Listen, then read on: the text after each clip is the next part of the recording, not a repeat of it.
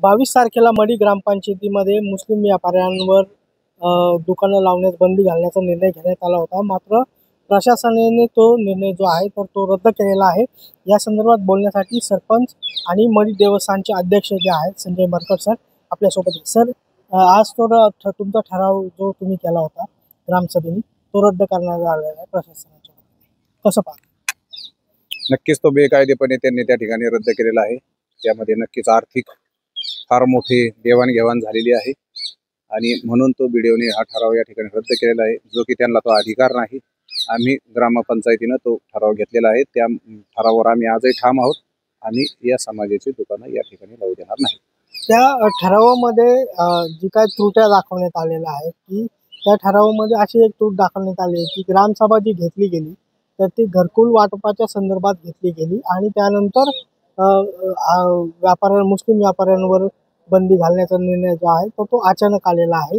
तर त्याकडे तुम्ही कसं पाहता? अनेक ग्रामपंचायती झालेल्या आहेत आणि त्या वेगळ्या वेगळ्या विषयासाठी झालेल्या आहेत, पण त्यात अनेक विषय पारित झालेले आहेत। मग ते रद्द करणार आहेत का हे कांबळे बीडीओ? आम्हाला त्यांना आपल्या माध्यमातून प्रश्न आहे। आणि फक्त माझ्या सही खाली डेट नाही हे असले काही कारण आहेत का? मग बाकीच्याही मी कधीच त्या सही खाली डेट टाकत नाही। आणि मग त्यांनी ते एक कारण दिलेलं आहे, काही कारण दिलं बाहेरचे लोक होते। मग काय फक्त या देवाला बाहेरच्याच गावातल्याच नागरिकांनी जायचं का? त्या बाहेरच्या भाविकांना नाथ भक्तांना काही भावना नाहीत का? त्यांनी त्यांच्या भावना या ठिकाणी मांडल्या आणि त्यात चुकीचं काय? आणि म्हणून हा ठराव आमच्या बीडीओने काय करावं हा त्याचा प्रश्न आहे, आम्हाला काय करायचं आहे आमचा प्रश्न आहे।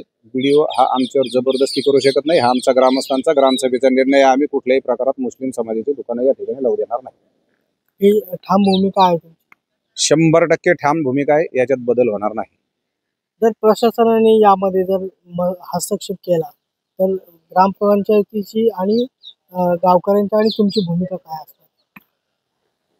प्रशासनाने उलट आमच्या बाजूने ग्रामपंचायत पहा, हे ग्रामपंचायत एक लोकशाहीचं एक पाया आहे हा। आणि जर ते निर्णय जर काही घेत असतील तर ते प्रशासनाने मानायला पाहिजेत।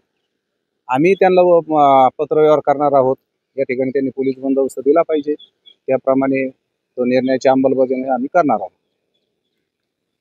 संजय मरकट सर, रोहित वाळके, मुंबई तक, अहमदनगर।